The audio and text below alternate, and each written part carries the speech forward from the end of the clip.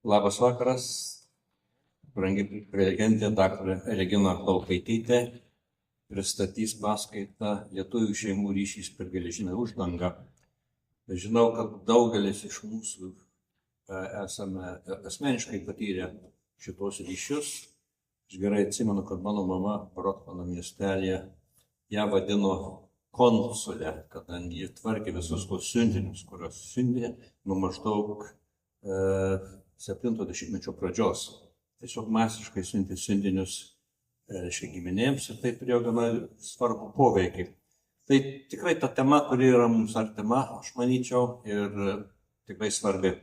Dabar turiu prisipažinti, kad aš asmeniškai daktarės Reginos nepažįstu, bet esu skaitęs jos raštus ir turiu pasakyti, kad esu jos šaltinius panaudojęs, kai paskaitau savo knygą, kaip tik kovo mėnesį apie holokaustą, pasinaudoju jos monografiją apie Lietuvos bažnyčios vokiečių okupacijos metais nuo 1941 iki 1944 metų, knygoje, kurioje yra paminėtas mano tolimas giminaitis monsinjoras Bernardas Sužiedėlis, buvęs Žiežmarių klebonas.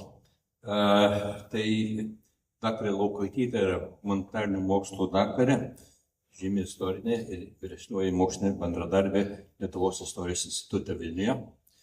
Jos tyrimai apima Lietuvos bažnyčios istoriją, ypač 20 amžių, kiek suprantu, yra parašius ir straipsnių, ne tik tą vieną monografiją, kurią aš čia paminėjau, bet ir straipsnių apie Lietuvos bažnyčios problemas ir panašiai į 20 amžiuje, taip pat okupacijos laikais. Tai bažnyčios ir valstybės santykiai buvo nagrinėjami jos reikaluose, taip pat lietuvių migrantai. Taigi, tikrai yra malonu ir norėčiau, kad jūs pasveikintumėte daktarę Laukaitytę ir tikiuosi, kad bus įdomi paskaita ir po paskaitos labai daug įdomių klausimų. Prašau.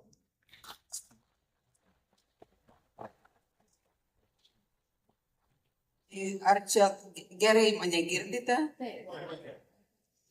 Tai labas vakaras ir iš tiesų noriu labai padėkoti, labai džiaugiuosi šitą galimybę pristatyti jums savo sumanimą, parašyti knygą, matot pavadinimą Šeimų ryšys per geležinę uždangą.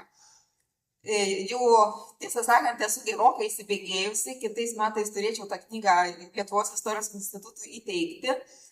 Ir, žinot, pradžia to mano sumanimo parašyti šitą, apskritai tyrinėti tą temą, buvo prieš 15 metų, man teko dirbti seselių vienuolyne Putname. Ir aš ten radau tokį neįtikėtiną faktą, kad 1970 metais, sovietmetis, Brežnevas, viena sesuo atvažiuoja į Putnamą ir prisijungia prie bendruomenės. Jinai emigruoja į Ameriką iš Marijampolės. Tai, žinot, aš nenurimau, ieškojau, 10-15 metų aš rinkausi, taip sakant, dėliojau tą mozaiką, norėdama suprasti, kas čia įvyko. Tai 70 metais, nes, sakau, tiesiog nepatikėjau savo akim. Ir rezultatas yra tas, kad dabar turiu tokį sąrašą žmonių emigravusių į Ameriką, į Kanadą, į Australiją, apie 350 lietuvių sovietmečių, visiškai legaliai, nepabėgdami, nepasilikdami kaip turistai, tiesiog emigravo. Tai čia buvo mano darbo pradžia, bet vėliau ta tema pasipildė dar tokiais įdomiausiais klausimais, kaip žmonės apskritai per tą geležinę uždangą, kaip jie susisiekė. Kadangi po karo žmonės tiesiog bijojo bendrauti, kol Stalinas buvo gyvas. Šiaip tai aš esu tokioje sunkioje situacijoje, nes jūs čia viską žinot. Matau ir vyresnio amžiaus žmonių, daugelis iš jūsų tėvai pasakojo, kas čia dėjosi. Ir mano tas sumanymas yra parašyti būtent apie tai, kaip žmonės susisiekė po karo ir po karo, ir po to, kai prasidėjo tas atlydys Chruščiovo po Stalino mirties 1953 metais. Ir kaip žmonės susisiekė laiškais, kaip jie susirašinėjo. Siuntinių bumas, kaip rėmė Lietuvoje likusias šeimas. Ir tas man pats įdomiausias dalykas, kaip žmonės emigravo, kaip jie tais laikais buvo toks išsireiškimas atsiėmė už šeimą iš Sovietų Lietuvos. Tai kaip tai buvo įmanoma. Taip pat rašau ir apie tai, kaip važiavo į Lietuvą. Į okupuotą Lietuvą grįžo nemažai žmonių, virš 1000 grįžo. Kadangi 55 metais buvo tokia amnestija paskelbta, visokiams Plechavičiukams, savisaugininkams buvo sudaromos, žodžiu, pažadai didžiuliai, kad jie nebus persekiojami ir panašiai, įsidarbins ir viskas čia, vaikai galės mokytis panašiai, ir virš 1000 žmonių grįžo. Tai žodžiu, taip dabar trumpai pristačiau tą savo knygos turinį būsimos.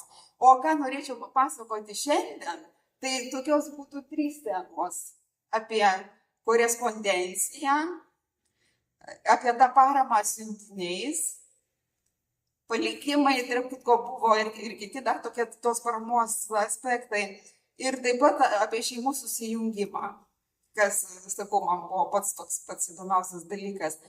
Iš karto turėčiau pasakyti, kokie yra mano šaltiniai, iš kur man susidėliojo ta visa mozaika. Po to, kai aptikau tą faktą apie sesers, partinių sesers emigraciją. Tai pirmiausiai yra palyginus nemažai atsiminimų tų žmonių, kurie emigravo. Jie čia iš karto pradėjo dalinti visokius interviu ir išleido knygas, ir tos knygos buvo nepaprastai populiarios ir užsienio kalbos buvo verčiamos. Aš kaip tik tai buvau daktaro Vitulio Vengrio namuose, jo lentynoje irgi stovi tos knygos. Gal ir patys turit Armonienės, Barboros Armonienės, Palika ašaras Maskvoje, Juciūtės 2 knygos, daktaro Jono Vengrio irgi, kaip jisai atsiėmė šeimą. Ir tai čia vienas toksai šaltinių klodas, o kitas KGB archyvas. Ten labai sunku ką nors surasti, bet įmanoma. Ir iš tiesų yra, šiandien iš mano paskaitos jūs pamatysit, ką galima surasti KGB archyve. Ir žinot, yra dar tas, dėl ko aš taip džiaugiuosi, kad aš čia esu. Kadangi jūsų turbūt daugelio namuose, senuose lagaminuose irgi yra tokie, žinot, eldoradai, kažkokie laiškai, dienoraščiai, galbūt tėvų, senelių. Aš tikrai naudojuosi progą, padėkodama daktarui Vengriui, kad galėjau patyrinėti jo tėvo archyvą, 2 lagaminus, nepaprastai įdomi medžiaga, kad suprasčiau, kokios emocijos tuo metu, kaip žmonės gyveno tuo metu čia. Tai dabar apie tą korespondenciją.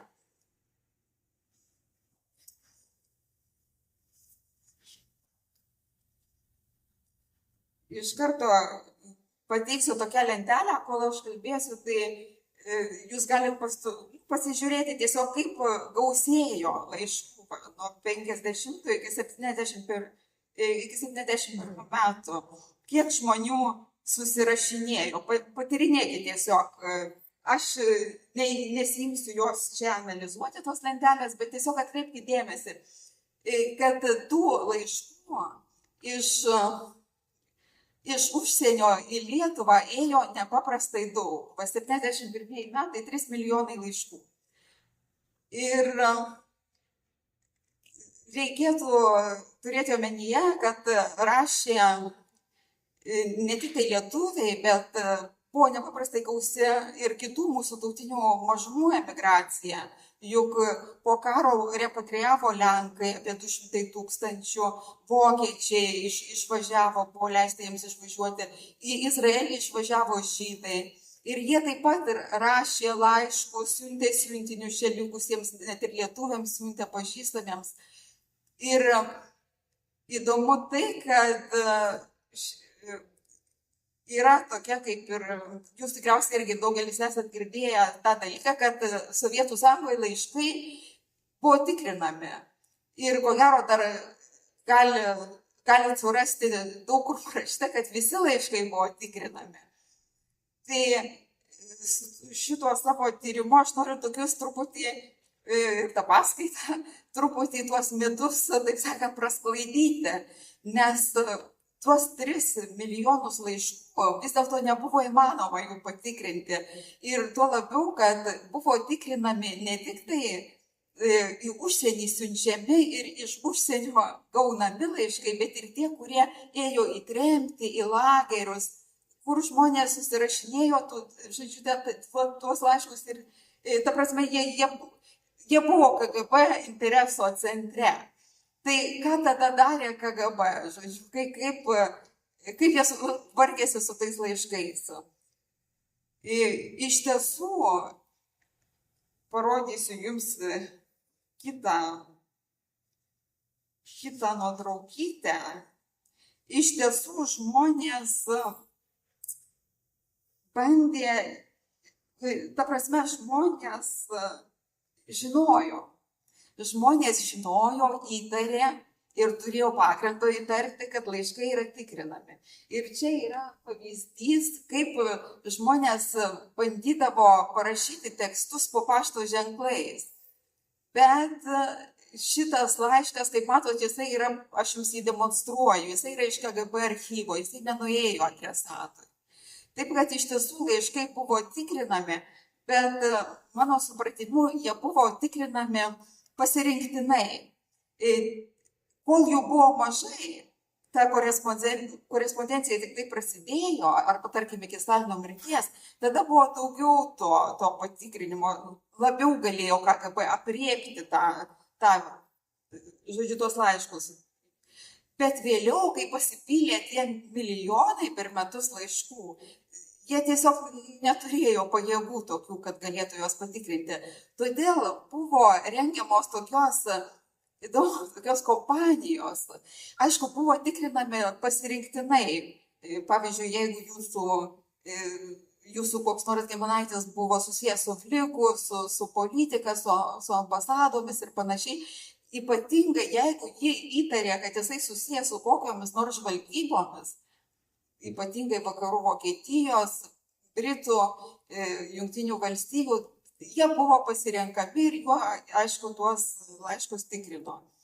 Ir kitas dalykas, kas yra iš tiesų toks įdomus dalykas, buvo rengiamos tokios laikinos teritorinės tokios kompanijos. Žinot, per Lietuvą ėjo nemažai tų tokių karinių sąstatų iš Baltarusijos į Kaliningradą. Ir tada, kai tie traukiniai važiuodavo, tai man sunku net įsivaizduoti, kad visų tų rajonų, berods 8 rajonus Lietuvos pravažiuodavo tie traukiniai. Ir tų rajonų žmonių korespondencija tuo metu, kai važiavo traukiniai, būtent savaitė iki pravažiavimo ir savaitė po, jie buvo tikrinami. Taip, tie žmonės būdavo identifikuojama, žiūrima, ar nėra kažkokio sutartinio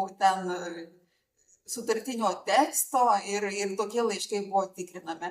O kad visi laiškai būtų tikrinti, tai turiu jums pasakyti, kad, mano supratimu, yra mitas. Ir dar vienas toksai, jeigu kalbant apie laiškus, mitas, yra, kad jie buvo cenzuruojami. Į užsienį siunčiami laiškai ir ateinantys iš užsienio buvo cenzuruojami. Ne. Jeigu jūs, aišku, čia turit visi patirties ir tos laiškus, kaip sakau, kažkur lagaminuose ir turit, jeigu kas nors man pasakytų, kad turi tokį, būčiau tikrai dėkinga. Kodėl? Todėl, kad buvo cenzuruojami vidaus laiškai, einantys iš tremties, iš lagerių, štai tie laiškai iš tiesų buvo braukomi, karpomi ir cenzuruojami kaip nori. Tai suprantant kaip cenzūra. Žodžiu, jeigu praleidžiamas laiškas, su kažkokiais užtušavimais, iškarpimais. Bet į užsienį tai buvo valstybės paslaptis. Tai, kad laiškai yra iliustruojami, tai prieštaravo net ir Sovietų Sąjungos konstitucijai ir jinai negalėjo pasiskelbti pasauliui, kad taip mes cenzūruojame savo piliečių laiškus. Taip, kad jo čia yra irgi toksai perdėtas, žodžiu.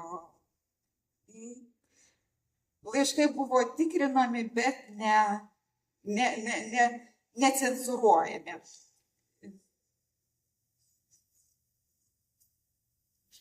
Ką čia dar?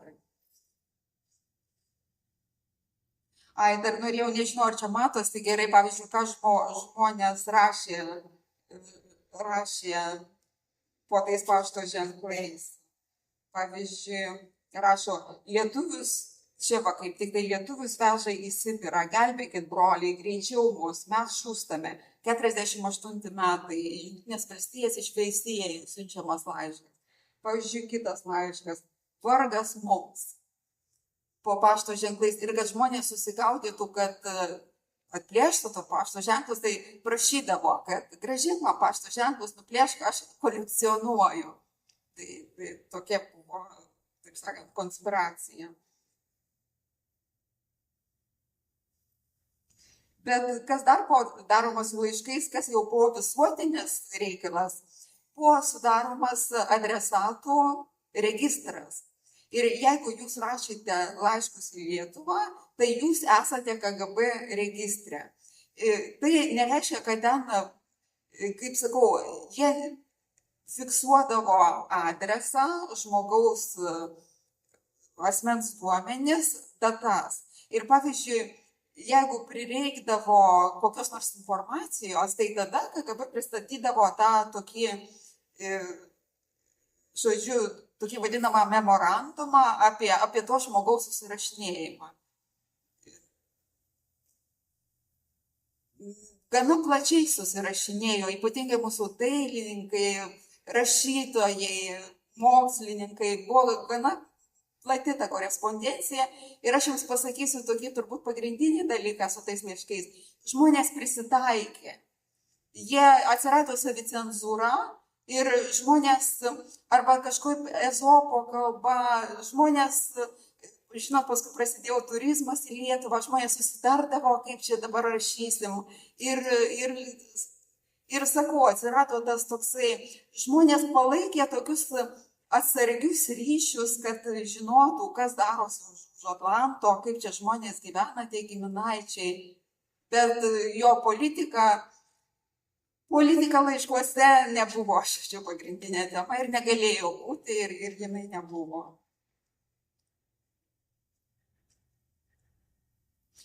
Dabar, žodžiu, dar kaip atidarydavo tos laiškus, kaip, man buvo tos klausimas labai įdomus, kaip KGB tos laiškus, kokiais buvo mechanizmas laiškų.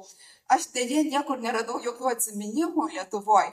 Bet šitas aparatas, tai yra dulkių siurblio dalis, jisai yra iš Štazi muziejaus Dresdene, aš jį aptikau, nufotografavau ir sakiau, ir knygą įdėsiu.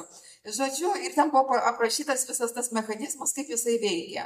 Jo darbo našumas buvo 150 valandų laiškų per valandą. Tai per savaitę maždaug su vienu aparatu jie patikrindavo apie 30 000 laiškų. Žodžiu, drėgna oro srove. Jie suminkštindavo klijos ir atplėšdavo tada laiškus. Ir žodžiu, buvo toksai visiškai primityvus, paprastas būdas. Ar čia Sovietų Sąjungoje buvo kas nors moderniau? Negalėčiau pasakyti, vokiečiai gal vis dėlto irgi jau dėstė, čia, žodžiu, demonstravo su modernumą. Paprastas toksai, žodžiu, visiškai paprastas mechanizmas.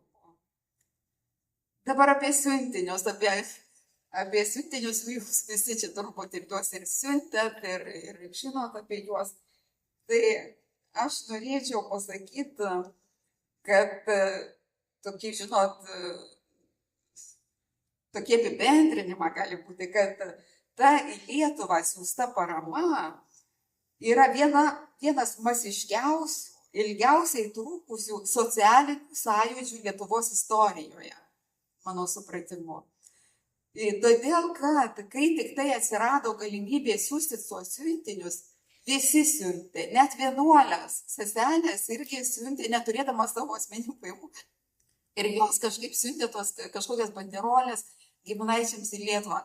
Žmonės siuntė ne tik giminaičiams, pažįstamiems, draugams. Ta parama buvo iš tiesų tokia didžiulė. Ir aišku, kad nei KGB, aš turiu kaip KGB, kaip Sovietų sąjungos, kaip režimą, žodžiu, aišku, KGB kaip ekspozitūra režimo dirbantį jau su išeivija.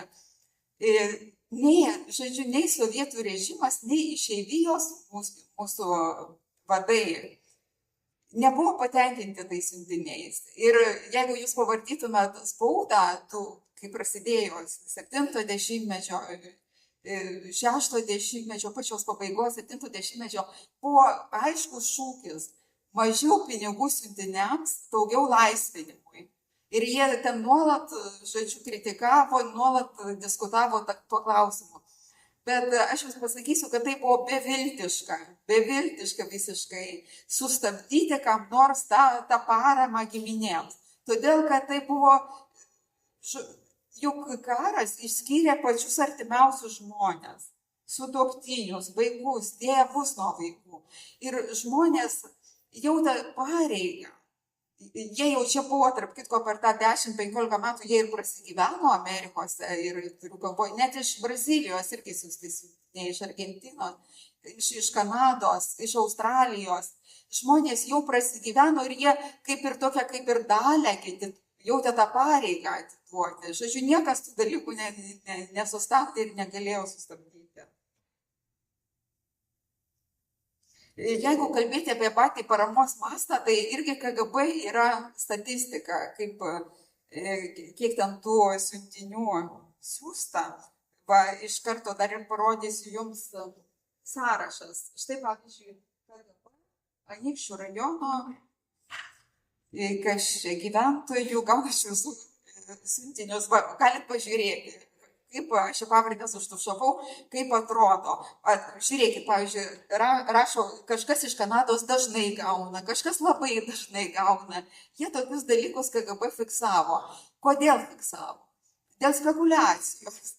Nes žmonės prekiavo tais siuntiniais ir jiems buvo, žodžiu, svarbu, kas iš to galėtų prasigyventi. Žodžiu, KGB ir tikrino tuos siuntinius. Ten buvo toks 6 skyrius, prie muitinės jisai veikė, bet irgi ten buvo jų nedidelis kolektyvas vis dėlto ir jie irgi negalėjo apriepti tų visų siuntinių. Ir, kaip sakau, KGB yra statistika, yra pateikta statistika. Pavyzdžiui, galėčiau pasakyti, kad 71 metais, jeigu prisimenat, laiškų 3 milijonai, o žodžiu, siuntinių banderolių apie 200 000 ateina į Lietuvą. Ir žodžiu, kaip sakau, ir išeivijos vadai buvo nepatenkinti, todėl kad čia tie muitai didžiuliai, žodžiu, čia buvo ta tokia tezė, kad tai siuntiniais mes remiam sovietų režimą. Išeivija remia, žodžiu, režimą. Ir Lietuvoje irgi, kaip matot, kaltino dėl spekulacijos, bet vis dėlto Lietuvoje tas deficitas ir parduotas siuntinių gautus daiktus nebuvo jokio vargo. Ir todėl iš tiesų buvo, žmonės ir prasigyveno, ir kaip Misiūnas Takepara rašo, ir namus nusipirko, ypač tie, kurie pirmieji gavo vaistų ir tokių jau deficitinių prekių.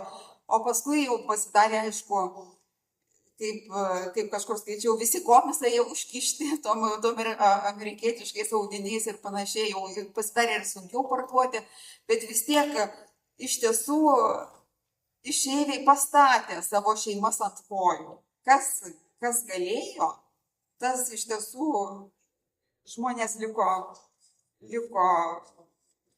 dėkingi.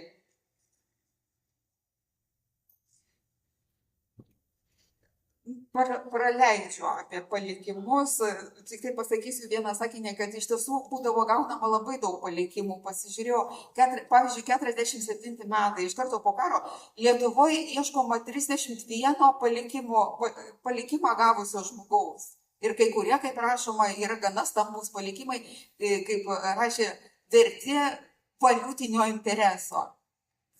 Tai ir vėliau tęsiasi tie palikimai ir dar tai čia žodžiu prie paramos ir dar viena ta parama, tai apsipirkimas tose valiutinėse parduotuvėse irgi nepaprastai įdomus dalykas. Ko ten nebuvo ir ko ten žmonės nepirko.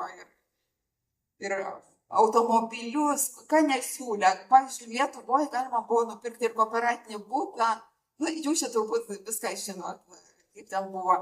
Bet ką aš noriu dar pabrėžti, kad Sovietų sąjunga, nors čia spekuliacija, čia viskas blogai, morališkai, bet iš tiesų visos tos paramos srauto į Lietuvą nestabdė.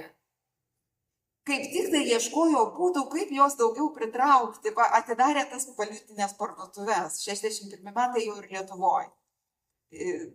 O Maskvoje dar anksčiau, 55-56 metai atsidaro visas tinklas, buvo visa Sovietų sąjunga.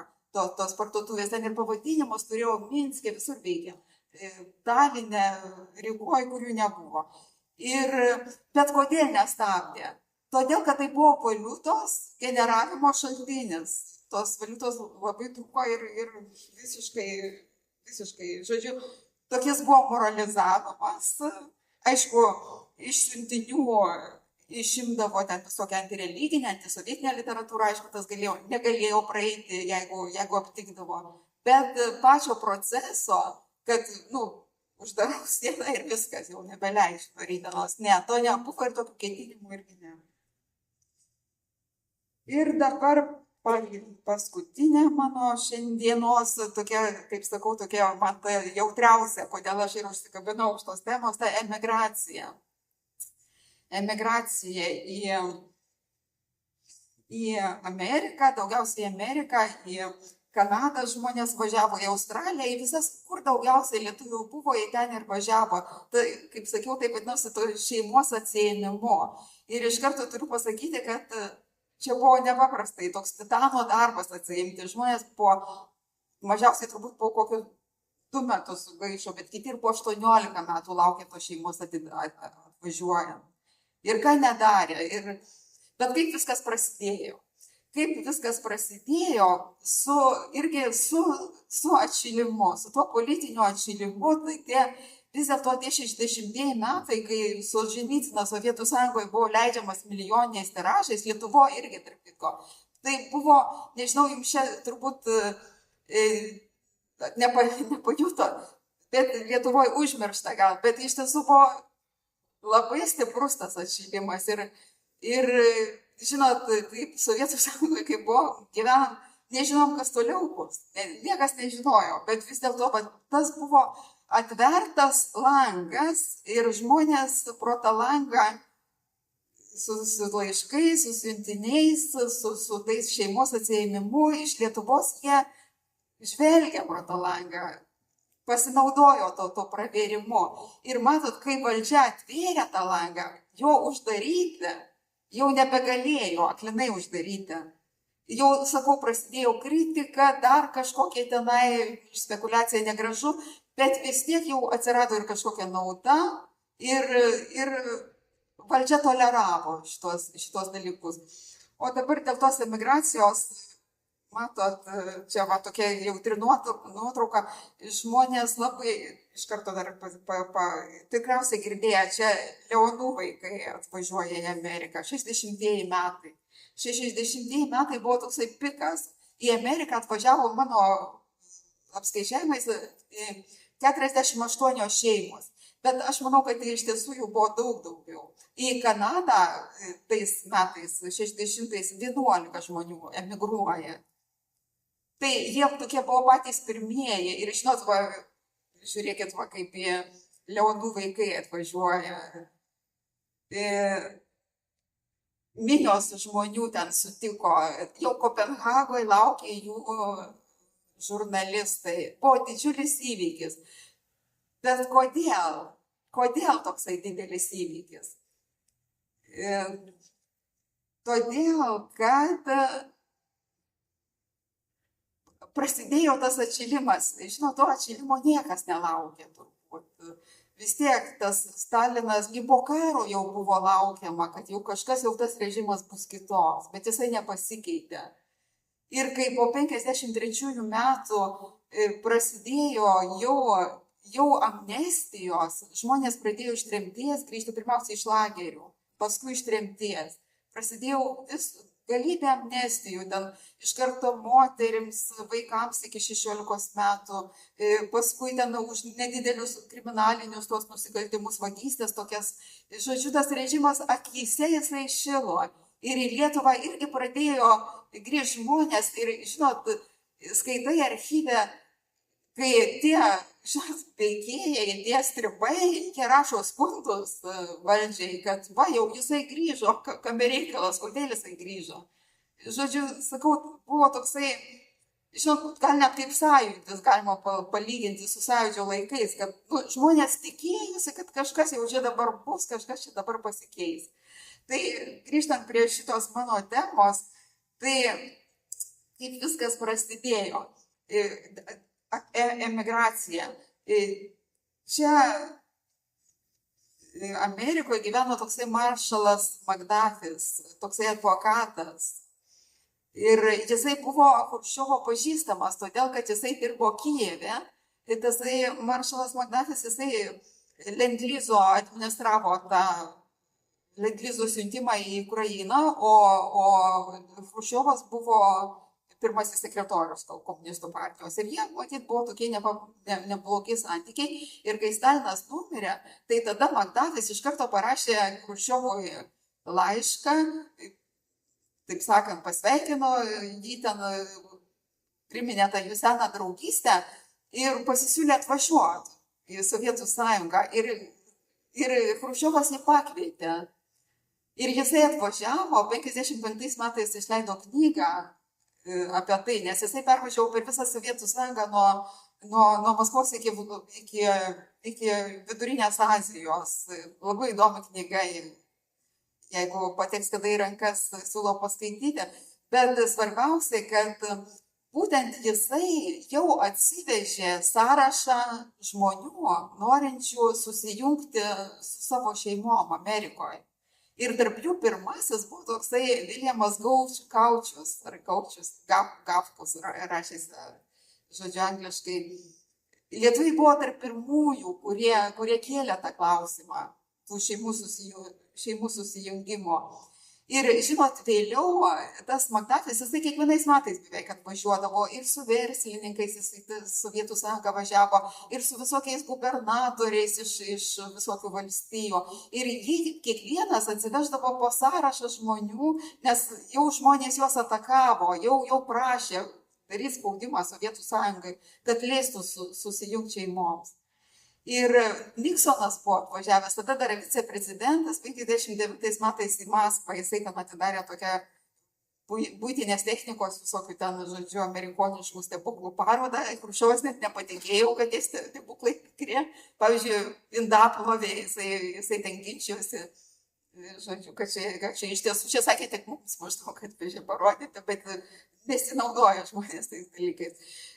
Bet grįžtant prie tų sąrašų, žodžiu, visi darė spaudimą Sovietų sąjungai, kad leistų susijungti karo išskirtom šeimoms. Ir dar vienas labai svarbus momentas, 59 metais rudenį į Ameriką atskrido pats Chruščiovas, su šeima atskrido irgi, su vaikais visais, žodžiu, neatsimenu, ar anūkai buvo, bet žodžiu, jisai atskrido su žmonas, atskrido į Ameriką. Ir, žinot, jisai irgi čia jį labai gražiai sutiko jį šaltai. Yra toksai dokumentinis filmas, jeigu ką, YouTube jo galima susirasti. O išlydėjo, jisai čia 3 savaitės berods važinėjo po tą Ameriką, irgi čia iki Kalifornijos nuvažiavo, o jį, žinot, jau palydėjo ovacijom. Todėl, kad jisai buvo toksai paprastas žmogelis, toksai neieškantis žodžių kišeniui ir toks, kad žodžiu, jisai sujudino tą Ameriką. Bet ką tada darė lietuviai, kai atvažiavo Chruščiovas? Jie sekė jo pėdom, žodžiu, ir meldė išleisti jų vaikus. Ir štai Leonienė Ajovos valstijoje patiko jo vestibiulė viešbutį ir tiesiog meldė su ašarom akyse, kad išleistų vaikus. Barboros Armonienės dukra Dana irgi Pensilvanijoje, berods dabar, ne čia į detalės nesileisiu, irgi ten universitete vyko tokie pietūs iškilmingi. Aišku, tai nebuvo spontaniška, viskas buvo ir žurnalistai tam buvo pasiruošę, ir pats gubernatorius, berods pats Pensilvanijos. Ir Dana Armonaitė priėjo prie pietaujančio, ten ta visa svita jau yra Amerikos, žodžiu, tų aukštųjų valdininkų, ten jau tos valstijos. Irgi su prašymu tiesiog siekė jam bučiuoti ranką, kad išleistų, žodžiu, jos motiną su broliu, leistų susijungti šeimai. Ir žinot, Chruščiovui, savaime, aišku, tai buvo tokios nejaukios akimirkos. Ir jisai jų taip sakant, nevilkino, jisai žadėjo išleisti. Tai, žinot, po to jų pažadų žmonės irgi ten dar rašė, po porą metų ir Kosyginui, Gromykai, žodžiu, irgi dar ten ta visa biurokratija ten klampi buvo, bet vis dėlto tie, kurie nenurimo, jie buvo išleisti ir jie išvažiavo į Ameriką.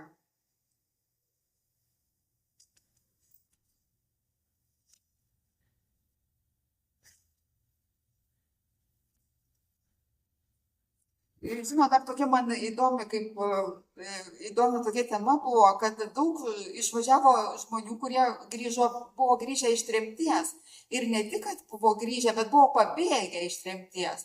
Pavyzdžiui, kunigo Prunskaus motina Ona Prunskienė, jinai buvo pabėgusi su savo seserim, buvo pabėgusi ta sesuo, taip ir Lietuvoje, ir kalėjime jau mirė, ją pagavo, jinai išsislapstė. Bet jos ieškojo sąjunginių mastų, tai žinot, tokia buvo visa sąjunginė paskelbta paieška. Pavyzdžiui, Garbačiauskienė irgi mačiau, daktaras Vitolis turi jos knygą. Irgi jinai Ukrainoje slapstėsi, pabėgus iš tremties, visoje sąjungoje jos ieškojo. Radau bylą, kaip ten vyko ta jos visa paieška. Bet matot, ateina laikas ir jos irgi tos žmonės išleido. Na, mano supratimu, žinot, tas atšilimas iš tiesų buvo tas... Tų vilčių buvo galima buvo ne tik svajoti, bet ir daryti, kad jos būtų įgyvendintos. Čia Armonai nepaprastai daug tada laikraščiai rašė, interviu, nepaprastai įdomi tema, aš džiaugiuosi, kad galėsiu parašyti tą knygą. Ir žinau, čia taip nekukliai savo elektroninį paštą nurodau, jeigu ką nors, kada nors galėtumėt pasidalinti kokią nors informaciją, tikrai būčiau labai dėkinga, todėl ir esu čia. Tai tuo ir baigsiu, matau, kad jau ir laikas.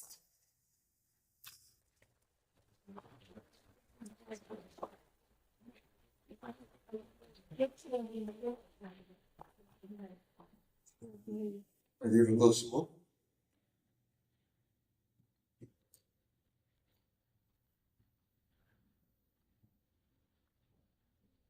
Čia ne klausimas, bet daugiau komentaras. Kiek aš pažįstu, nemažai šeimų susirašinėdavo su savo giminėm, ne savo vardais. Taip, žinot, aš ir ne tik tai, kad ne savo vardais, bet ir per trečiasias valstybės, per trečiosias asmenis, jūs šitos dalykus žinot, aš apie juos patylėjau, nes čia jau jums tikrai nebūčiau naujienų pasakiusi. Nelysiu į detalės, bet iš tiesų taip, iš karto... Žinot, kai kurie, pavyzdžiui, radau tokią moterį, kuri su seserim iš Kanados iki pat 89 metų susirašinėjau, žodžiu, kaimynės pavardę. Bijojo tiesiog jų.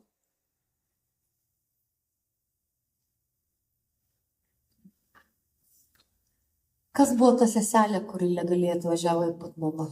Jankauskaitė, palaukit, Konstancija, man berods atrodo. Konstancija Jankauskaitė.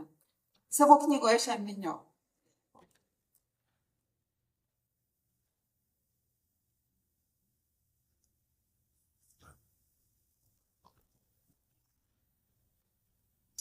Jei aš teisingai suprantu, jūs teigėt, kad laiškų necenzūravo, siunčiamų į užsienį, ar šitai? Matot, aš pabrėžiau, kad cenzūrą suprantu kaip jų išbraukimą ir iškarpimą.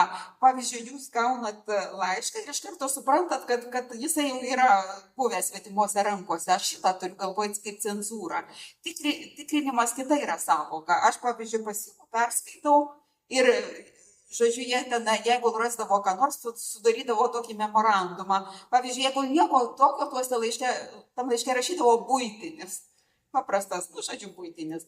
Bet cenzūrą aš suprantu kaip iškarpimą, užtrinimą kažkokio teksto, užtušavimą. Tai teisingai supratau, tačiau aš žinau, kad buvo atveju, kad laiškai siunčiami iš čia, giminių gauti tenai buvo išbraukyti, nes skųsdavosi, kad negalėjo pilnos prasmės to laiško suprasti, nes buvo išbraukyta. Matot, man nepasitaikė toksai atvejis. Žinot, kodėl žmonės negalėjo suprasti? Daktaro Vitulio archyve supratau. Žmonės, per 1000 mylių, kaip tu gali suprasti vienas kitą, kai tu pats nori rašyti, taip sakant, galvoji, kaip čia užslėpti tą mintį, o tai žmogus irgi ten galvoja. Ką čia užslėpia? Pavyzdžiui, pasakysiu tokį paprastą pavyzdį. Žmogus, žodžiu, prašo vaistų nuo kraujo spaudimo. Ir čia du broliai, vienas Kanadoje, kitas Amerikoje, svarsto, kas šitas kraujo spaudimas ir ką čia dabar nori su tuo spaudimu pasakyti. Koks čia spaudimas? Tai matot, mano supratimu, žmonės taip tuos laiškus skaitė tada. Tai čia, man atrodo, yra skirtingas klausimas, bet labai įdomus. Man būtų įdomu pamatyti studiją, kaip žmonės komunikavo rašydami tarp eilučių, nes čia jau tiesiog, mano manimu, buvo tikras menas. Bet, žodžiu, mano atveju, aš žinau, kad buvo atveju, kad laiškai iš čia siunčiami. Žinot, kol nepačiupinėsiu, tol lauksiu dar, žodžiu, savo, kol galėčiau pačiupinėti. Žinot, dar dėl to rašymo tarp eilučių, tai Sovietų Sąjungoje buvo tikrinami, tai ypatingai tų, kaip sakau, liko ten veikėjų panašiai, tokių jau, žinot, tie laiškai, kurie, pavyzdžiui, Bistrui laiškai buvo. Bistras buvo tarpukariu ministras pirmininkas krikščionių demokratų ir jisai paskui dar toksai ilgai gyveno Kaune. Tai, pavyzdžiui, jam siųsti laiškai, jie buvo ieškomas slaptaraščio. Ir buvo, taip, yra, žodžiu, ekspertizės laiškų, buvo tie, sakau, kurie buvo pasirinkami, tie jau ten žiūrėjo, ar ten ko nors nerašo.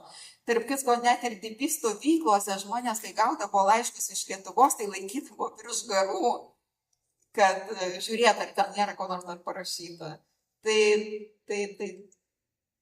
žodžiu, ir šitas dalykas, ir Ezopo kalba, ir viskas, tai žinot, ir gavosi tas, aš jau pasakysiu, ja, ne taip lengva tos laiškus skaityti. Turiu klausimą, čia turbūt nebus kaip jums atsakyti konkrečiais skaičiais, bet jūsų nuojauta.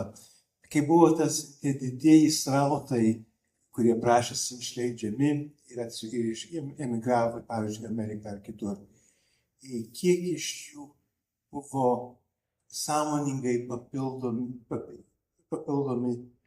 penktosios kolonos? Turit galvoje, žodžiu, tuos, kuriuos siuntė specialiai, ar ne? Taip. Žinot, sunku pasakyti, mano kažkaip, kiek aš žiūrėjau KGB archyvus, mano supratimu, jiems aktualu labai buvo Vokietija, vakarų Vokietija. Ir, matau, ten ir ta laivyba, tai nesu, pavyzdžiui, suprantat, jeigu tu pasiunti agentą, tai tu turi turėti su juo ryšį kažkaip, ar ne? Tai man rodos, kad jie su vakarų Vokietija, jiems buvo tas ryšys ir ten gali atsekti, kaip tenai laivai, žodžiu, kaip tenai susitiksim kitoj valstybėje, kažkokios yra suformuluojamos jau ta tokia, žinot, įtinelė, tokia kelionė, kas ten bus toliau. O su Amerika, su šitais aš nesu ką radusi. Bet, žinot, mano supratimu, net jeigu ir buvo daromas spaudimas žmonėms, tai jie, kai jau čia išvažiuodavo iš tos Sovietų sąjungos, tai jie atsikvėpdavo, žinot, lengviau. Ir mano supratimu, kad ir Sovietų sąjunga jos palikdavo kaip ir nusėsti, žinot, kaip sako mūsų Nausėda, atšalti reikia, ar ne, po kažkokių pareigų.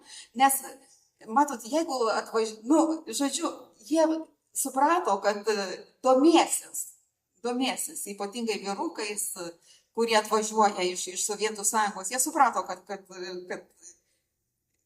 žodžiu, čia, jeigu jie čia pradės į NASA skambinti ar dar ką nors, ar siūlytis kažkokias pareigas, tai to negali būti rimta.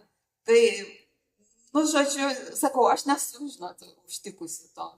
Išskyrus vakarų Vokietiją. Ten jau gal dar rasiu ką nors, sunku pasakyti.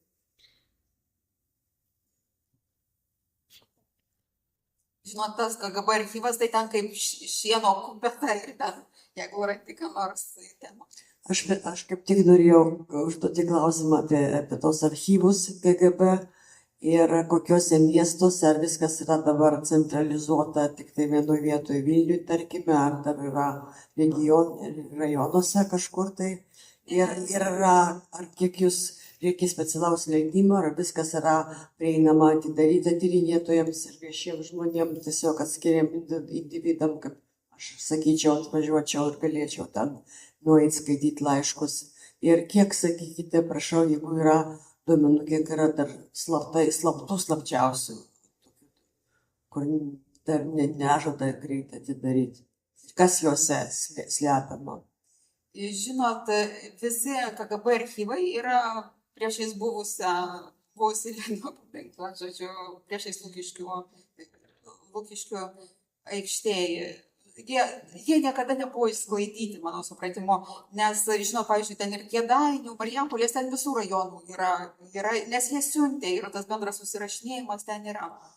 Taip, jisai yra prieinamas, bent aš kaip iš istorijos instituto atėjęs žmogus, aš neturiu jokių apribojimų ir tarp kitko, ko anksčiau nebuvo galima, dabar aš galiu viską kopijuoti. Yra ten toks specialus stalas, net keli stalai ir yra nepaprastai toks palengvinimas, kadangi galima kopijuoti. Dabar jūs klausate dėl tokių, ar viskas prieinama, ar yra slaptų. Taip, žinoma, yra. Ir pagrindinis mūsų dabartinės valdžios argumentas, kodėl yra vis, žodžiu, slapta, nerodoma, dėl asmens duomenų apsaugos. Jūs turbūt žinot, kad čia buvo ta iliustracijos kampanija, jinai čia tokia, taip sakant, nepabaigta. Ir žodžiu, dėl to, tai aš irgi ne viską gaunu, tai čia visuose archyvuose ir istorijos net. Ir LCVA visuose. Ir žinot, kas įdomiausia yra, kad aš, pavyzdžiui, jau esu skaičiusi seniausiai tas bylas prieš, žodžiu, dar karjeros pradžioje ir aš jiems sakau, aš noriu tik pasižiūrėti.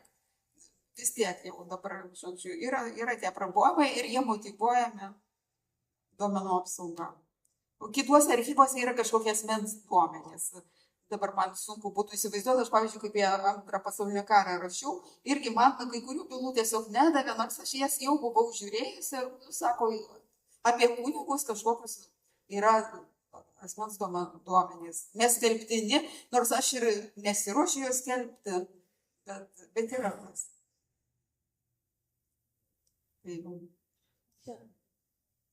Aš turiu labai... Aš norėjau apie siuntinius paklausyti. Aš prisimenu, kad vis keisdavo taisyklės, ką gali įdėti, ką gali nusiųsti ir tarpusavį mūsų tėveliai pasidalindavo žiniomis, kas svarbu, ką nusiųsti ir taip toliau. Man, pavyzdžiui, Vilna, jeigu kas norėjo megztinį išmegzti, aš atsimenu, vienu metu negalėjai nusiųsti Vilnos siūlus, ne? Tai kažkas išmėgstavo ilgą, kad tie galėdavo ištraukti. Taip, išardyti ir pašalumėtis dar. Kodėl tokius žaidimus žaidė? Koks buvo tikslas? Ar ten yra kažkas įdomaus? Kodėl norėjo apsunkinti ar taip vis keisti? Man įdomu, man buvo juokinga, kai aš buvau vaikas, tie pokalbiai ir kas jūs. Žinot, aš irgi galėčiau tik tai spėlioti. Mano supratimu, pačioj pradžioj buvo siunčiama padėvėti, kadangi po karo ir tarp kitko daug buvo siunčiama iš Europoje esančių sandėlių, irgi, žodžiu, buvo tas. Tai gali būti, kad tos prekės buvo ten, kad jos nelabai kokybiškos, ypatingai tos iš Europos sandėlių, kadangi ten jos buvo tokios užsigulėjusios, žodžiu, ten buvo tokių. Tai ir tada, žodžiu, apmuitino padėvėtus nepaprastai dideliais muitais, tada žmonės galvojo, kad, žodžiu, reikėtų matyti, kažkas, žinot, Sovietų sąjunga ir buvo ta valstybė, kuris svyravo tokia, žinot, kaip laivas toksai jūroje, čia į vieną pusę, čia į kitą, ir čia, žinot, į vieną pusę pasvyra, tada žmonės pradeda jau čia kažkaip taip su religija, pavyzdžiui, jau visiškai atrodo, jau ten prispaudžia tas visas bažnyčias, tada žmonės pradeda skūstis, panašiai, tada atleidžia, arba jau pasikeičia kažkoks jau ten tas mūsų generalinis, ir tada jisai jau atsikvėpia kažkaip. Tada ir vėl tada jau čia per daug liberalų, tada vėl. Tai žinot, va ir su tais muitais, taip, jie ten sviravo. Negalėčiau atsakyti tą klausimą. Neradau tokio, nežinau. Kalbant apie siuntinius, tu vienam savo rašinį paminėjai, kad siuntinių siuntimas į Lietuvą buvo taip kaip Maršalo planas. Ar yra kokia nors figūra piniginė, kiek tas tokia vertė buvo? Ačiū už klausimą. Taip, aš pati, Maršalo planas turbūt nereikia šitai auditorijai aiškinti, kas yra Maršalo planas, tas atstatymas. Ar aš kėliau taip tą klausimą, ar iš tiesų būtų galima tas siuntinių Lietuvos siuntimą prilyginti tokių kaip ir atstatymų Lietuvos, tokių svarių finansinių įnašų į Lietuvos, tarkime, kaip sakoma, į Lietuvos namų ūkius. Tai aš paskaičiavau, kad, pavyzdžiui, jeigu 100 000 žmonių siūstų bent po $50 per metus, tai jau būtų 5 milijonai. O žiūrėkit, dar tų palikimų yra apskaičiuota, kad po maždaug 6 milijonai ateidavo palikimų. Tai, taip, žinot, suma sumarum, mano supratimu, apie kokią 10 daugiau milijonų į Lietuvą iš Amerikų, turiu galvoje ne tik, žodžiu, Jungtinės valstijas ateidavo. Tai, mano supratimu, nemažas. Ir doleris tais laikais dar buvo pinigas, kaip, žodžiu. Tai norėjau tik paklausti, ar į savo sąrašą esate įtraukus Rūtą Kelmonytę-Ly, kuri savo mamą atsikvietė, gerai. Ir tie, kurie pažįstam kunigo Prunskio šeimą, žinom, kad rašydavo laiškus per jos sesers vardu. Sako, kunigui netinka užsiimti tokią veiklą savo mamą, atsikviesti į Ameriką. Taip, jisai irgi atsikvietė, jisai sulaukė nemažai kritikos, todėl kad jisai būtent kreipėsi į Chruščiovą. Chruščiovo dėka jo motina atvažiavo. Žodžiu, tas... Bet kai kurie kreipimaisi, man rodos, ėjo jos sesers daktaras Garūnėlis. Aš jums pasakysiu, kad aš nežinau, kas susirašinėjo savo vardu.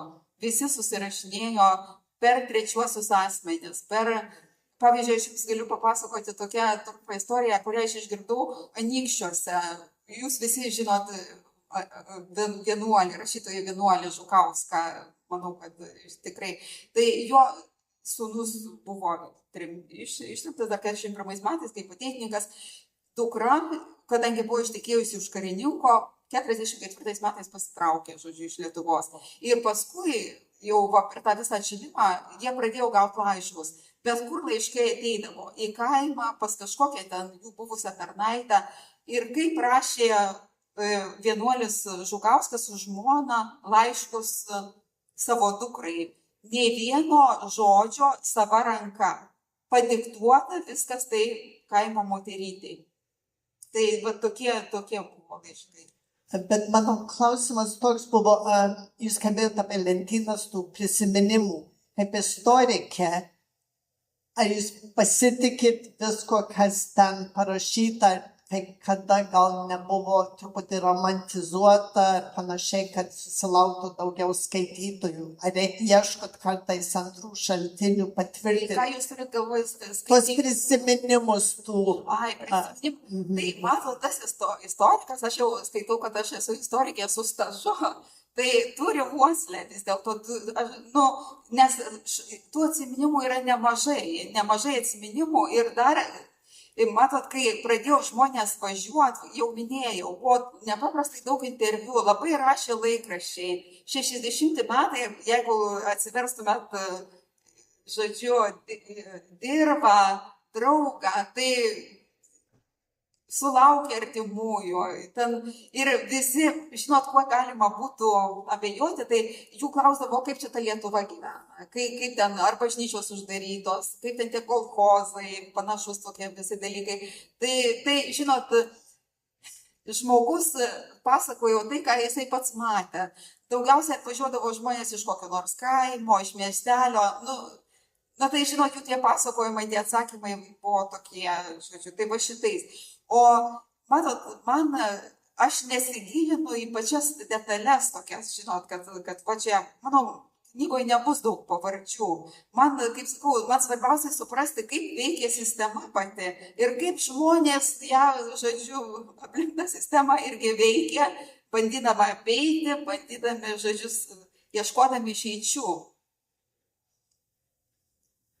Aš tik norėčiau pasidalinti. Mano mama buvo viena iš 8 vaikų. Ir jie tik viena. Pasisekė, kad išbėgo su mano visa šeima į Vokietiją ir atsidūrė Amerikoje. Su josios visa šeima, tėvai ir 7 vaikai buvo ištremti į Sibirą. Mes nieko nežinojom, ar gyvi, ar negyvi.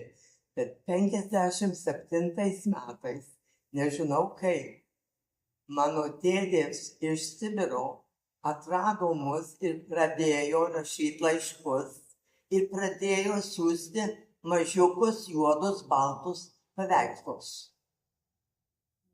Tai kaip aš mano dėdės Lietuvoje susitikau, aš klausiau, kodėl jūs 57 metais pradėjo atsiųsti nuotraukas. Sako, aš tada įsigijau fotoaparatą. Ir mano vienas draugas ir aš išmokom kaip juos išaiškinti. Na, matot, atšilimas 57 metais iš Sibiro siunčia nuotraukas. Gali būti, kad karinių objektų į Ameriką. Jo, jau 57 metais daug lietuvių buvo grįžę, dauguma, absoliuti dauguma jau buvo ir grįžę, jo buvo didelis atšilimas. Ir dar dėl to, kad, žinot, iš Sibiro, tai Armonenė labai rašo, labai, žodžiu, jautriai apie tai, jinai buvo su sūnum ištremta, bet jau po karo ir 48 metais ir vyras irgi ją susirado Sibire. Ir siuntė siuntinius, jinai dėl tų siuntinių pateko į lagerį, dar ją vaikas į vaikų namus. Žodžiu, sunkios tos istorijos ir mano tokia kaip ir pareiga išgriebti tos tokius būdingus dalykus, kad suprasti, kas vyko, kodėl vyko. Kitą dalyką, kur norėčiau pasidaryti, kaip jūs sakėte, kad reikėdavo siūsti ribotas skaičius dalykų per tokias agentūras, kad norėtum nusiųsti į Lietuvą paketą, kurią reikėtų jokio muito mokėti. Tai tu čia užmokėjai. Ir buvo ribota, ką gali siūsti. Tai aš mano mama prisimenu, kad sužinojo, kad Lietuvoje labai gerai gali parduoti tokias vilnones skareles, kur turėdavo ryškės gėlės, bet leidžia tau 2 siūsti. O jai reikia daug. Tai ji padarė, kad ji pasiuvo tokią pagalvėlę. Ir ta pagalvėlė buvo prikimšta tų skarelių. Labai štai ir sistemos apėjimo pavyzdys. labai gražiai papuošta ir dabar jį turėjau parašyti jiem, kad jau tą pagalvėlę tik nenumestų, bet labai Kad pasižiūrėtum, kas ten. atsižiūrėtų, kas joje yra. Jie surado kaip ir pardavė ir labai gerą pinigus galėjo gauti, kad galėjo nusipirkti tą, ką reikėjo. Mama gal už skarelės nenusipirko. Bet, žinot, tai yra dar toksai labai įdomus dalykas. Aš nežinau, ar jūs kas nors žinote, žmonės įdėdavo skarytes į laiškus. Po vieną skarytę į laiškus, šalikiukus, kažkokius ten gazinius, labai, sako, tik rašyk ploną laišką, jau ten ant plono popieriaus, kaip jau tą skarytę. Bet, žinot, kaip minėjau, ten, kur tikrindavo tuos siuntinius ir laiškus, tai, žodžiu, ten buvo tas 6 skyrius, kaip sakiau, prie muitinės. Tai, žinot, tenai, ar ne 59 metais padarė pas juos patikrinimą, žodžiu, tam KGB. Tai ten rado tų skarelių, pašto ženklų, ten, žinot, pas vieną veikėją, ten tą tikrintoją, tarp kitko, tie visi tikrintojai buvo įdarbinami kaip vertėjai. Ir, žodžiu, nebuvo tokios siuntinimų tikrintojo specialybės, tokios Sovietų Sąjungoje nebuvo, žodžiu, jie dirbo kaip vertėjai. Tai pas jį ten stačiai, įsivaizduojant, rado 1000 kalėdinių atvirukų kolekciją, žmogus kolekcionierius buvo, jį atleido iš darbo, bet man va irgi toks tai įdomu, žinot, nuteisto to KGBisto, kaip ir negali, ne to vertėjo, nes tada teisme, viešam teisme tu turi pasakyti, kuo jisai kaltinamas, kiek iš tų atvirukų turi, panašiai. Žodžiu, jie ten po to patikrinimo nustatė, kad jie visi gyvena ne pagal pajamas. Pavyzdžiui, žmonės įdėdavo į laiškus pinigų, žinot, nedidelės kupiūras po kokį $1, tai KGB tokios instrukcijos buvo tų tikrintojų, tuos pinigus išimti ir atiduoti valstybės balansui. Tai, žodžiu, ir turėjo, žinot, tvarka valstybėje turi būti. Tai buvo tokia registracijos knyga ir jie privalėjo įrašyti, kokia valiuta, koks nominalas, kas čia konfiskuota. Tai kai ten tikrintojai užgriuvo, tai jie tenai, kaip, žodžiu, prieš tai tas jau vedėjas tos skyriaus įnešė net daugiau ten, negu jie paskui tik tai pasiskaičiavo, kiek ten pinigų turėtų būti. Nu, žodžiu, ten klestėjo negražus dalykai to įstaigoje. Klausimas iš kitos operos. Mūsų kolonijoje, Broklane, Massachusetts'e, nemaža kolonija, dar buvo užsilikusių senosios kartos išeivių, tikrų komunistų, pirmininkų, ten Otimpos pasekėjų. Ir kiek suprantu, jų buvo nemažai Pietų Amerikoje. Ypač tų, kurie atvyko dar Pirmosios Respublikos metais. Darbininkų daugiausia ir jų tarpe būtgi nemažai ne tik komunistuojančių. Nežinau, ar tie žmonės, ar bus jų vaidmuo paryškintas jūsų monografijai.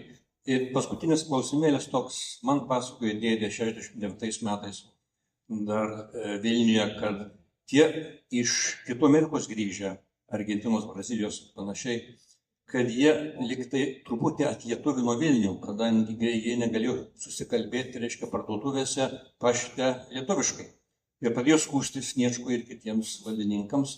Taigi, ar tie žmonės yra irgi jūsų tyrimo objektas ir yra galima ką nors įdomaus pasakyti apie jūs? Tai labai ačiū už klausimą. Aš kaip tik tai esu atidavusi straipsnį Naujajam židiniui. Jisai 6 numerį išėjęs, kaip tik išvažiuodama, aš pabaigiau, kaip džiaugiuosi, švaria galva atvažiavau jau. Tai būtent aš rašau apie tuos, kurie grįžo žodžiu, į Lietuvą, į sovietinę, į okupuotą Lietuvą po karo, po tų 55 metų, kai buvo paskelbta amnestija. Ir žinot, mano ta tezė tam straipsnė yra, kad grįžo ne kairieji. Vis dėlto, ta prasme, kaip pasakyti, vien tik tai kairieji. Aišku, buvo žmonių ir tų iliuzijų turinčių, ir komunistuojančių, bet ir pradedu tą straipsnį nuo tokio, čia truputį toks ekskursas, bet gal jisai yra įdomus. Žinot, buvo toksai Samaš, jo pavardė Samašas, Kanadoje žmogus gyveno ir štai pasibaigė karas. Ir jisai iš karto po karo 46 metais atsisako Kanados pilietybės ir važiuoja žodžiu, į Europą pirmiausiai, nuskrenda į Paryžių, nueina į Sovietų Sąjungos atstovybę ir sako, aš atsisakiau pilietybės, aš noriu į Tarybų Lietuvą, statysiu šviesų rytojų. Ir ką jūs pasakysit, jo negavo jisai jokio atsakymo. Tada jisai jau ten pradėjo skalambinti visais varpais, žodžiu, susisiekė su tais mūsų Rotomskių užsienio reikalų ministrų, tuo žinot, kitais ten yra susirašinėjimas lygės, tai su Bimpa komunistu. Tai po 3 metų maždaug jisai sužinojo, kad tas jo prašymas atmestas ir, žinot, jisai buvo beviltiško padėti tas kanadietis, todėl kad jisai atsisakė pilietybės, atskrido į tą Paryžių kaip toks tranzitinis keleivis. Ir jisai sako, aš negaliu čia nei apsistoti, negaliu įsidarbinti ir ką man daryti, tai aš nežinau, kokia jo buvo istorija.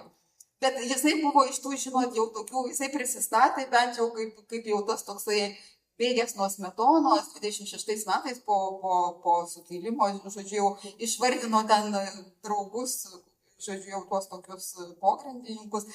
Tai aš grįžtant prie jūsų klausimo, iš tiesų grįžo daug tų tokių ir komunistuojančių, bet absoliuti dauguma, mano supratimu, grįžo tiesiog tėvynės ilgesys, šeima, grįžo labai daug žmonių, kurių grįžo prieš 30 metų paliktas žmonas, vaikus. Žodžiu, nebuvo pagrindinis faktorius tas, kaip komunistuojantis ir panašiai. Dabar dėl sulietuvinimo Vilniaus, iš tiesų taip įdomu yra, žinot, ta statistika tokia, kad absoliuti dauguma grįžusių, kadangi jiems buvo siūlomi aukso kalnai, jie galėjo čia atsivežti bagažą už, taip sakant, jiems atvežė ir bagažą, nupirko bilietą, viską, jiems pažadėjo, kad jie bus įdarbinti, aprūpinti būtų ir visa kita, žodžiu. Bet tos tokios, žinot, tie pažadai Sovietų Sąjungoje, žinot, iki sienos čia. Tai aš nesakyčiau, kad visiškai jų nevykdė, bet kai, matot, 55 metais paskelbta amnestija. 56 metais grįžta 450 žmonių. Ir visi nori į Vilnių, ir visi nori gero darbo, gero buto. Tai ką tada daryti valdžiai? Žinot, buvo netokia idėja, kad nusavint kontorų viršplotį. Pavyzdžiui, tokia dailininkė Katalina, dėkoju irgi Vitaliui Vengriui, kad supažindino dailininkė iš Argentinos, jinai su tėvais grįžo, tai jie parduotuvė sandėly gyveno metus. Bet vis tiek dauguma žmonių apsistojo Vilniuje, dabar neprisimenu tų skaičių, tarkim, iš tų 1300, turbūt apie 500 apsistojo Vilniuje.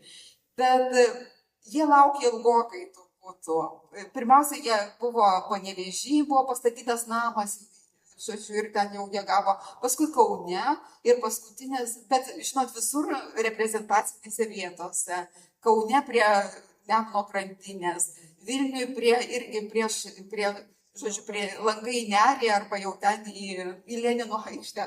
Jau ten šiek tiek Lėtinas toliau, bet vis tiek. Žodžiu, centre nauji butai ir, žinot, aš juos pavadinau tuos, kurie gavo butus reprezentantais. Todėl, kad jie reprezentavo tą savo gerą gyvenimą grįžusių į Sovietų Lietuvą. O dauguma vis dėlto, jūs teisingai pastebėjot, kad grįžo žmonės neišsilavinę, darbininkai grįžo.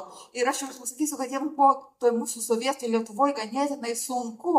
Todėl, kad jie gavo irgi kaip pagal savo išsilavinimą, jie ir nepretendavo į kažkokias pareigas. Kai kurie, aišku, ten pavyzdžiui, žurnalistai gerai įsikūrė, kai kurie ten vaikai, pavyzdžiui, kino teatro direktorių, visokių ten buvo, žodžiu, tų tokių, kurie buvo prasimokę. Bet dauguma grįžo tokie bemoksliai, beraščiai žmonės. Aš, žinot, radau, aš čia galiu užsivesti, tai labai ilgai pasakoti, todėl, kad buvo tokia komisija prie ministrų tarybos, Vilniuje buvo komisija, kuris svarstė jų prašymus grįžti į Lietuvą. Ir aš skaitau tuos prašymus dabar ir ten 3 tokios, žinot, 3 žinybos sprendė, ar juos įsileisti. Tai pirmiausiai buvo užsienio reikalų ministerija, antroji buvo ministrų,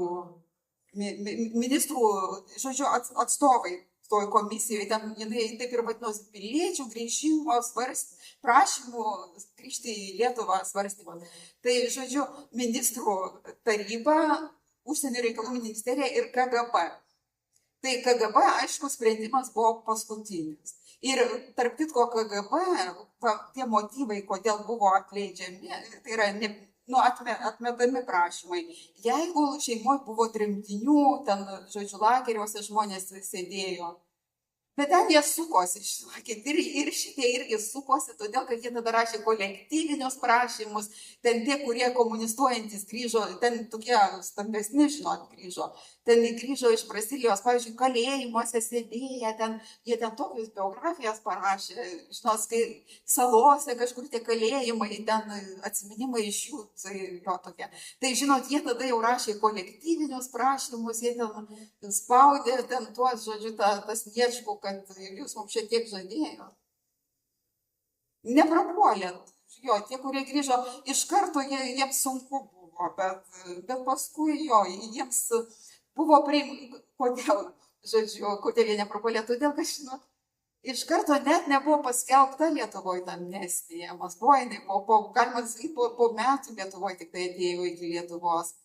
Bet atėjo. Ir,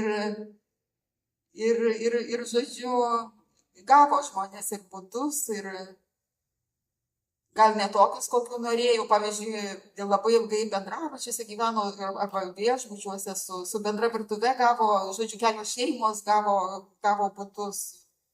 Vienam bute kelios šeimos su bendra virtuve gyveno. Jo. Ypač tokie, kaip vieniši jau. Taip, tai, žodžiu, jo, įdomu ta tokia tema, bus skyrius. Tai jau, taip.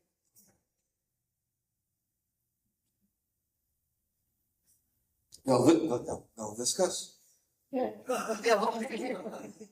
Nebent, ar yra dar klausimų, ar... Yra. Taip. Bet jeigu dar yra klausimų, yra dar proga, kaip mes visada ten salės gale galim pabendrauti. Tai ačiū labai. Ačiū.